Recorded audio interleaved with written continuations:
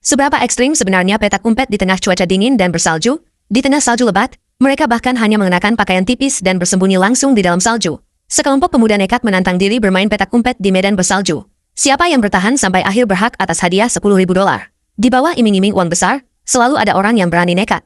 Meski salju masih terus turun, Ben tetap bersikeras bersembunyi di dalam tumpukan salju. Dengan bantuan Alex, mereka mulai menggali lubang di gundukan salju. Tak banyak bicara, Ben yang hanya mengenakan pakaian tipis langsung berbaring di dalamnya. Apa dia kepal dingin? Melihat hasil akhirnya saja sudah bikin merinding. Alex mengangkat tabung oksigen lalu tanpa ragu melompat ke kolam renang di sampingnya. Walau airnya belum membeku, suhunya sudah mendekati 0 derajat. Siapa sangka ada orang yang memilih bersembunyi di kolam es seperti ini. Salju makin lama makin deras, dan Ben pun perlahan berubah menjadi manusia salju sungguhan. Pemain ketiga, Ryan, mengikuti saran temannya dan langsung masuk ke tong sauna berukuran besar.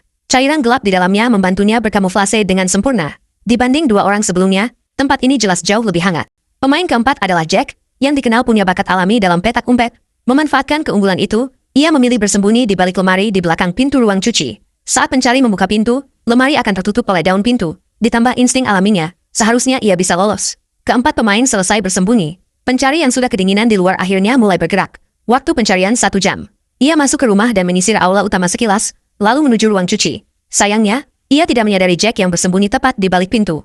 Di halaman, sebuah rumah kayu bundar terlihat estetik, tapi tak ada ruang untuk bersembunyi. Tong besar di sebelahnya tampak mencurigakan. Namun saat dibuka, uap panas mengepul, jelas bukan tempat orang bersembunyi. Ia melirik kolam renang sekilas. Di tempat sedingin ini, mana mungkin ada yang bersembunyi di air? Setelah berputar di luar dan semakin membeku, ia kembali ke dalam rumah.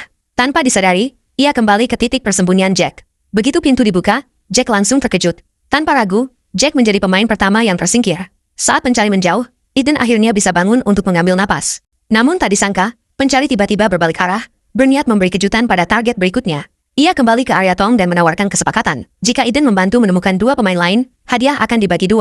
Mendengar itu, Eden langsung bergerak. Ia memulai pencarian dari dalam rumah, tapi tak menemukan apa-apa. Sementara itu, 2 pemain lainnya masih bertahan di tengah badai salju. Harus diakui, daya tahan dingin mereka benar-benar luar biasa. Eden menyisir area luar dan dalam secara menyeluruh. Satu tempat yang belum diperiksa hanyalah kolam renang. Saat satu persatu atap kaca dibuka, terlihat sebuah tabung oksigen mencurigakan di dalam air. Alex tak punya tempat untuk bersembunyi lagi, akhirnya bisa dibebaskan. Tak jauh dari sana, Ben yang terkubur di salju sudah terlalu kedinginan sampai lengannya keluar dari tumpukan salju. Ia pun dengan mudah terbongkar. Ternyata bersembunyi di salju bukan ide yang bagus, nyaris membeku, dan hadiah pun gagal diraih.